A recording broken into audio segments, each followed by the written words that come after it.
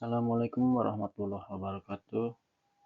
Perkenalkan, nama saya Sandi Ferdiana dengan nomor induk 22130009 dari Prodi Teknik Industri.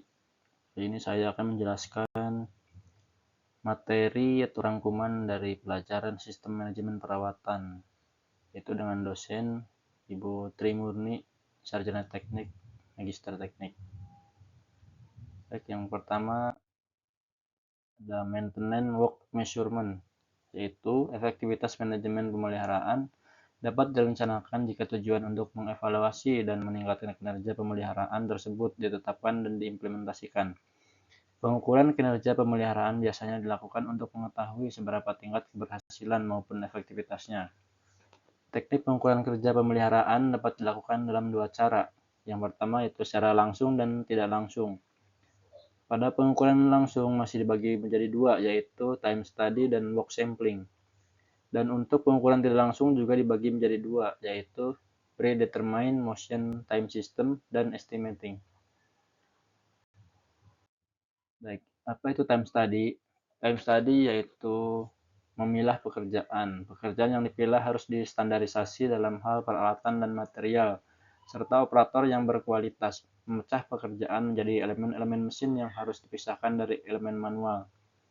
Kemudian work sampling. Work sampling yaitu kemunculan aktivitas tertentu menggunakan sampling statistik untuk mendapatkan gambaran yang lengkap dan akurat dari waktu produktif pekerja. Pengamatan ini perlu dilakukan secara terus-menerus ke semua pekerja dan mencatat kapan dan mengapa ada pekerja yang menganggur. Jumlah pengamatan yang dibutuhkan untuk sebuah sampling study. Selanjutnya yaitu ini yang secara tidak langsung. Yang pertama ada Predetermined Motion Time System, PMTS.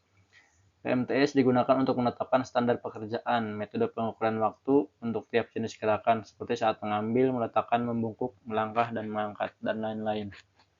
Kemudian yang kedua ada estimating, yaitu proses menggunakan pengalaman masa lalu untuk memprediksi kejadian di masa depan. Keuntungan dari metode ini adalah biaya yang lebih rendah dan memperkirakan standar pekerjaan sebelum pekerjaan dimulai. Sedangkan kerugiannya yaitu perkiraan standar pekerjaan sering tidak konsisten serta tidak dapat diterapkan pada pekerjaan yang pengalamannya tidak tersedia. Kemudian selanjutnya yaitu Maintenance Operation Control, yaitu mengkoordinasikan permintaan untuk pemeliharaan dan sumber daya yang tersedia demi mencapai tingkat efektivitas dan efisiensi yang diinginkan. Sistem operasi dan kontrol yang efektif harus memiliki 6 karakteristik yang dibangun di dalamnya. Yang pertama ada permintaan pemeliharaan, kemudian yang kedua ada sumber daya pemeliharaan, yang ketiga ada prosedur dan sarana penerimaan, koordinasi, penjadwalan pengiriman, dan mengeksekusi pekerjaan. Yang keempat, standar kinerja dan kualitas. Yang kelima, umpan balik, pemantauan, dan kontrol.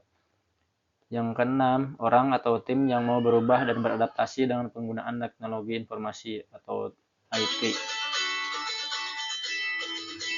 untuk melakukan analisis yang tepat untuk keputusan pemeliharaan yang efektif.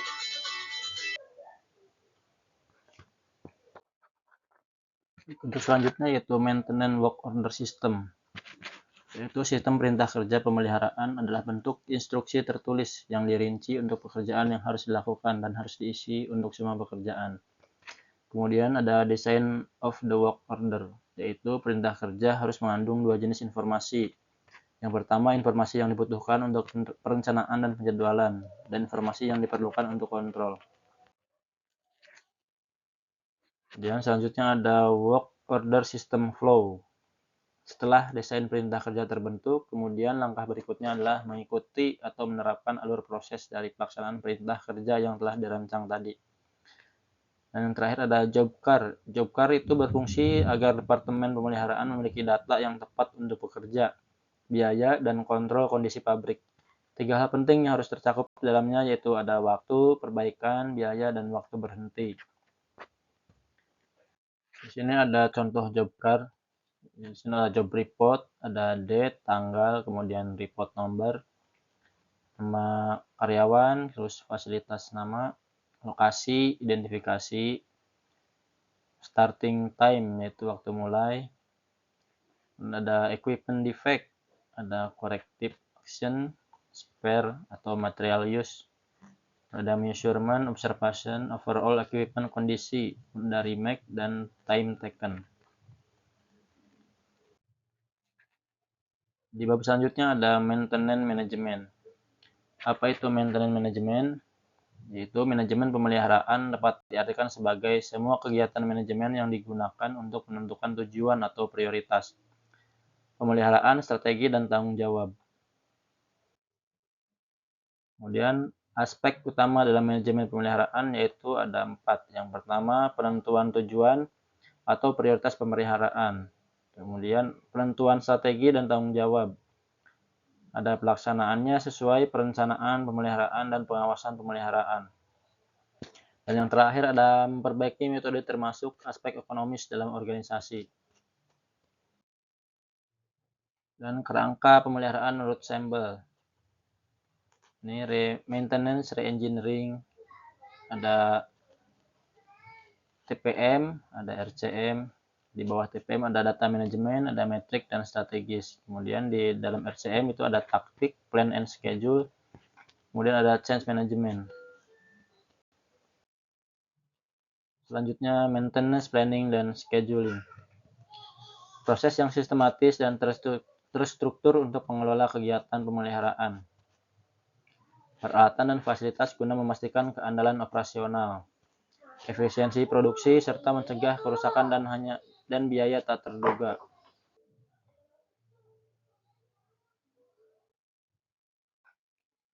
Selanjutnya ada fungsi perencanaan. Yang pertama, perencanaan dan penjadwalan merupakan simpul pertemuan dari semua aktivitas pemeliharaan. Kedua fungsi ini menilai tingkat profesionalitas hanya bagi mereka yang terlatih, berpengalaman, dan berkualifikasi profesional. Kemudian yang kedua, perencanaan pemeliharaan adalah persiapan awal pekerjaan terpilih sehingga dapat dilaksanakan dengan cara yang efisien dan efektif. Yang ketiga, perencanaan pemeliharaan adalah suatu proses analisis terperinci untuk penentuan pertama dan kemudian untuk menggambarkan pekerjaan yang akan dilakukan berdasarkan urutan dan metodologi. Yang keempat, menyediakan identifikasi semua sumber daya yang diperlukan, termasuk keterampilan, kapasitas staf, jam kerja, suku cadang, bahan, dan peralatan khusus. Yang kelima, perencanaan pemeliharaan termasuk mengembangkan perkiraan biaya total dan mencakup persiapan penting, perawatan pasca operasi, dan memulai kembali upaya baik produksi dan pemeliharaan. Dan selanjutnya ada perintah kerja. Dalam pemeliharaan dikenal ada 3 jenis atau format perintah kerja dasar.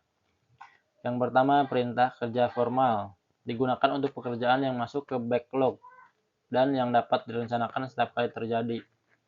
Yang kedua, standing work order (SWO), digunakan terutama untuk pekerjaan periodik yang dilakukan pada jadwal yang telah ditentukan. Kemudian yang terakhir ada urutan kerja yang tidak direncanakan atau tidak terjadwal karena adanya kerusakan, digunakan untuk pekerjaan yang seharusnya selesai pada hari berikutnya atau lebih tanpa kesempatan untuk direncanakan sepenuhnya. Di bab selanjutnya ada maintenance strategi, yaitu cetak biru atau rencana komprehensif yang dirancang untuk mengelola pemeliharaan aset perusahaan guna meminimalkan waktu henti, mengendalikan biaya, memastikan keandalan, dan mengoptimalkan kinerja peralatan serta fasilitas. Fungsi-fungsi organisasi. Yang pertama ada fungsi manajemen perusahaan, subsystem master. Berfungsi mengatur dan mengarahkan tujuan dan strategi organisasi, mengkoordinasi dan mengendalikan subsistem lainnya untuk mencapai tujuan yang ditetapkan. Kemudian, fungsi akuisisi aset modal untuk memilih, membeli, menginstal, dan komisioning. Aset fisik suatu fungsi yang dilakukan melalui upaya gabungan dari beberapa subsistem lainnya, misalnya desain, keuangan, dan proyek.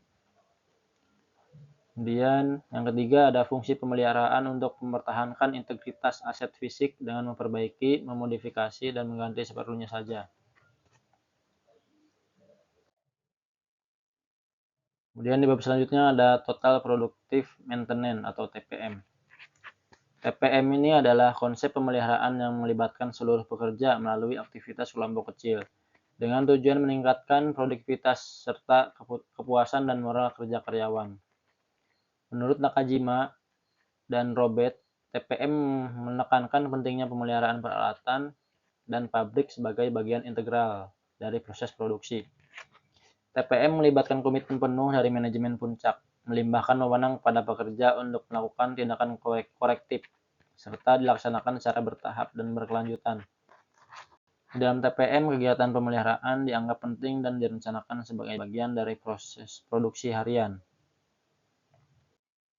Selanjutnya ada tujuan total productive maintenance. TPM juga bertujuan untuk menghilangkan kerugian proses. Yang pertama, kerugian karena downtime. Kerugian ini sistem produksi yang masuk dalam kelompok ini adalah akibat dari peralatan yang tidak bisa digunakan pada proses produksi untuk sementara waktu. Kemudian yang kedua, kerugian karena kinerja buruk. Kategori ini memfokuskan pada penggunaan peralatan yang hilang sebagai akibat dari hasil peralatan yang dijalankan pada kecepatan yang kurang dari maksimum. Dan yang terakhir ada kerugian karena kualitas produk. Kerugian yang muncul dari produk kualitas buruk ini dibagi menjadi dua klasifikasi. Yang pertama, kerusakan proses dan kerugian startup. Kemudian, kerusakan dalam output seringkali disebabkan oleh kerusakan dalam proses yang terkait dengan kinerja peralatan. Selanjutnya ada 8 komponen pilar total productive maintenance. Pertama ada focus improvement, autonomous maintenance, plan maintenance, training dan edukasi, early management, quality maintenance, office TPM, safety, health, dan environment.